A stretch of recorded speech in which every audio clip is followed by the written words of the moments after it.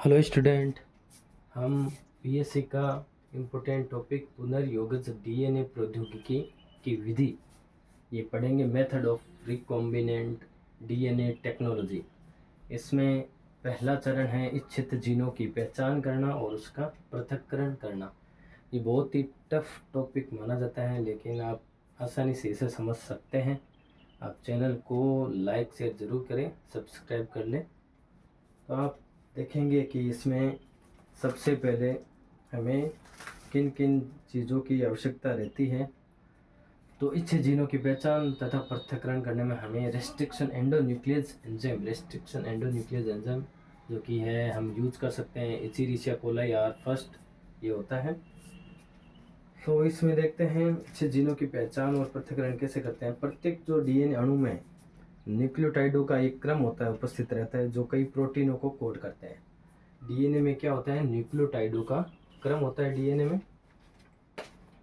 में न्यूक्लियोटाइडों का क्रम होता है और जो कई प्रोटीनों को, जैसे ये न्यूक्लियोटाइड का क्रम है और ये कई प्रोटीनों को कोड करता है।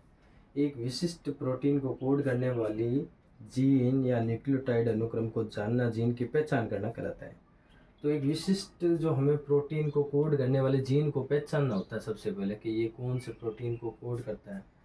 तो विशिष्ट प्रोटीन को कोड करने वाले जीन या न्यूक्लियोटाइड अनुक्रम को जानना जीन की पहचान करना कहलाता है।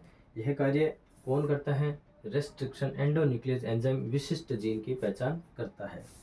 ये ध्यान रखेंगे, हम इजी वे में समझेंगे। बैक्टीरिया तथा उच्च वर्गीय जीवों में देखते हैं कई विशिष्ट प्रकार के रेस्ट्रिक्शन एंडोन्यूक्लियस एंजाइम पाए जाते हैं। किसके अंदर? बैक्टीरिया और इसके कई उच्च वर्गीय जीवों में, जो संबंधित कोशिका के डीएनए की बाह्य डीएनए से रक्षा भी करते हैं। उस कोशिका जो संबंधित कोशिका है उसके डीएनए की बाह्य डीएनए या फॉरेन डीएनए से रक्षा भी करते हैं ये रेस्ट्रिक्शन एंडोन्यूक्लियस एंजाइम। साथ ही इन एंजाइमों में मात्र डीएनए की विशिष्ट अनुक्रमों की पहचान करने तथा इन अनुक्रमों को पृथक करने की क्षमता भी होती है।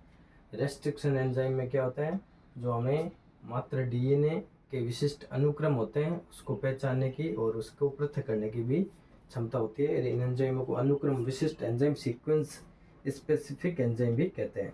ये एंजाइम डीएनए के उस स्थल को काट कर पृथक कर देते हैं जिस स्थल की न्यूक्लियोटाइड अनुक्रम रेस्ट्रिक्शन एंजाइम से मैच दर्शाता है, उसको जो मैच होता है इससे उसको ये अलग कर देते हैं।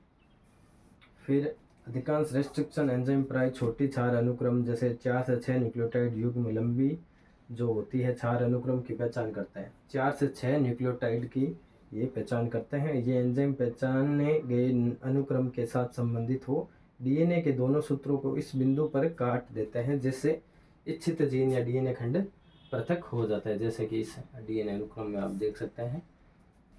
फिर विभिन्न प्रोकैरियोटिक जीवों में सैकड़ों प्रकार के रेस्ट्रिक्शन एंजाइमों का पृथक्करण अभी तक किया जा चुका है और जिनके रेस्ट्रिक्शन जो स्थल होते हैं, रेस्ट्रिक्शन साइट भी अलग अलग होती हैं, अलग अलग होती हैं और ये भिन्न भिन्न प्रकार के जीनों को पहचाने और उन्हें काट कर उनको मुख्य डीएनए से पृथक कर सकते हैं।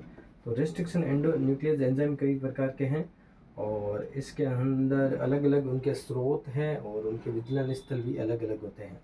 तो जैसे हम देखते हैं इचेरिशिया कोलाई आर फर्स्ट है ये सूक्ष्म जीव स्रोत कहाँ से प्राप्त किया गया? इचेरिशिया कोलाई से प्राप्त किया गया है। इसमें पहला अक्षर ई वंश का नाम होता है जिससे ये प्राप्त होता है, ये बड़े अक्षर में होता है। इसके अगले वाले 2 छोटे अक्षर में लिखे जाते हैं, ये जाति से संबंधित होते हैं। और फिर इसका तीसरा चौथा ये आर जो है ये है इसका प्रभेद, जिस प्रभेद से ये प्राप्त हुआ है, इचेरिशिया कोलाई के जिस प्रभेद से ये प्राप्त हुआ वो है। और जब एक ही जीव से बहुत सारे रेस्ट्रिक्शन एंडोन्यूक्लियस प्राप्त होते हैं तो उसको फर्स्ट सेकेंड थर्ड ऐसे लिख देते हैं। तो इचेरिशिया कोलाई आर फर्स्ट सेकेंड ऐसे होता है। फिर है ये क्या करता है, यह डीएनए में क्षार जी यानी ग्वेनिन व क्षार एडेनिन ए एडेनिन के मध्य काट देता है। इसकी ये विशेषता होती है कि ये क्षार जी व क्षार ए के मध्य काट देता है। फिर है BAM एक दूसरा हम बात करें BAM नहीं दो अक्षर ये आगे वाले जाति से संबंधित होते हैं, ये छोटे लिखते हैं BAMHI। तो ये इसका मतलब क्या हो गया? Bacillus एमाइलो liquid लिक्विफिएंसिस, bacillus एमाइलो लिक्विफिएंसिस। तो ये बेसिलस से प्राप्त होता है। और ये है कहाँ काट लगाता है, तो ये भी आप देख सकते हैं कि ये GGA और TCC इनके मध्य काट लगाता है। दो लड़ी है ये CCT और AGG। तो ये इनके मध्य काट लगाता है, ये ध्यान रखना है। फिर है हीमोफिलिस इजिप्टियस, ये कई प्रकार के होते हैं। Thermus aquaticus, Haemophilus aegyptius. तो हमें जो हमारे सिलेबस के अनुसार है वो हमें याद रखने इनके प्रकार, कितने प्रकार के होते हैं, ये नाम आप याद रखेंगे। फिर है रेस्ट्रिक्शन एंजाइम, किसी भी अणु में उपस्थित जीनों की विशाल संख्या में से इच्छित जीनों की पहचानने और उन्हें काटने, उन्हें पृथक करने का कार्य इन एंजाइमों द्वारा किया जाता है। फिर इन एंजाइमों द्वारा पहचान की जाने वाली रेस्ट्रिक्शन साइट, संकुचन स्थल की क्षार अनुक्रम पैलिड्रोमस प्रकार की होती है, अर्थात दोनों सूत्रों के दोनों सिरों से पढ़ने पर ये एक ही प्रकार की होती है। एक नाम है पैलिंड्रोमस।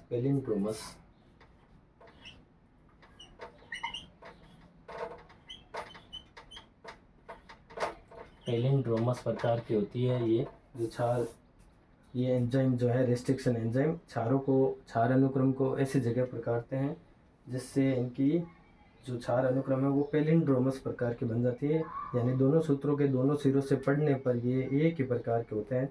जैसे एक सिरे पर है GAA और TTC, तो दूसरे सूत्र के दूसरे सिरे पर अनुक्रम क्या होगा, CTT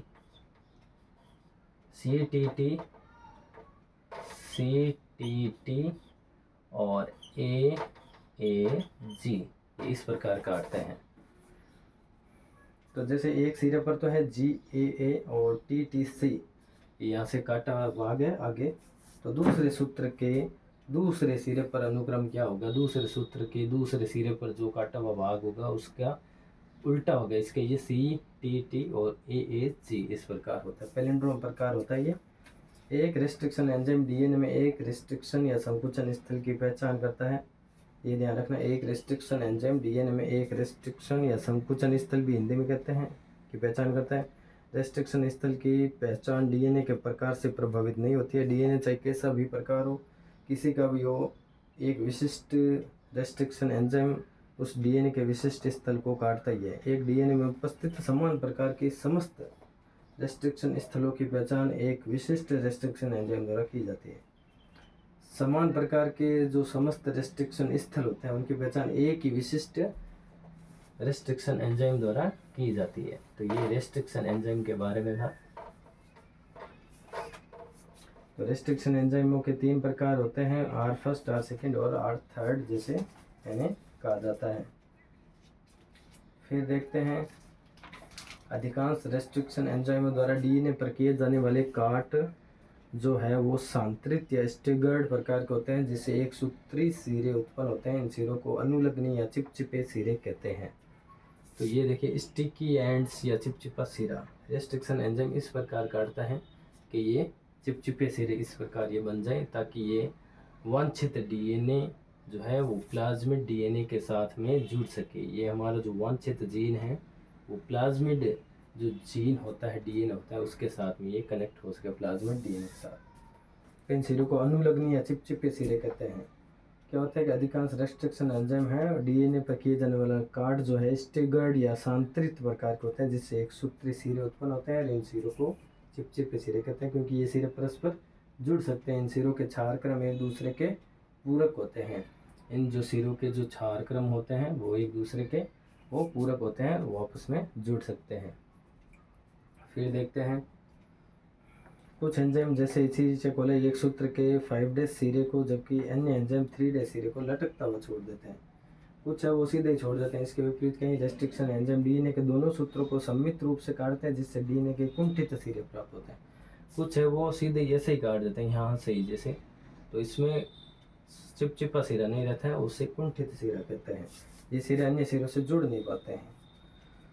फिर देखते हैं कि अमुक रेस्ट्रिक्शन एंजाइम जो किसी भी स्रोत से प्राप्त होता है वो विभिन्न प्रकार के डीएनए अणुओं में समान प्रकार से कटाव करते हैं, बशर्ते कि उनमें विशेष प्रकार की क्षार अनुक्रम में उपस्थित होती है। और इस रीचे गोले के एंजाइम किसी भी पादप या जंतु में उपयोग किया जा सकता है। फिर देखते हैं हम पुनर्योगित डीएनए प्रौद्योगिकी में रेस्ट्रिक्शन एंजाइम द्वारा एक बार किसी जीन की पहचान कर लेने के पश्चात इसका पृथक्करण किया जाता है, और रेस्ट्रिक्शन एंजाइम विशिष्ट जीन को डीएनए से काटकर पृथक योग्य बना देता है, और काटे गए डीएनए खंड को 2 विधियों से पृथक किया जा सकता है। इसको एगारोज जेल इलेक्ट्रोफोरेसिस विधि से इसको अलग कर सकते हैं हम। इस डीएनए को अलग कर लेंगे और अलग करने के बाद में इसका क्लोनिंग करके इनको डीएनए लाइब्रेरी बना सकते हैं। cDNA लाइब्रेरी, cDNA इसको कहा जाता है कॉम्प्लीमेंट्री डीएनए लाइब्रेरी कहते हैं।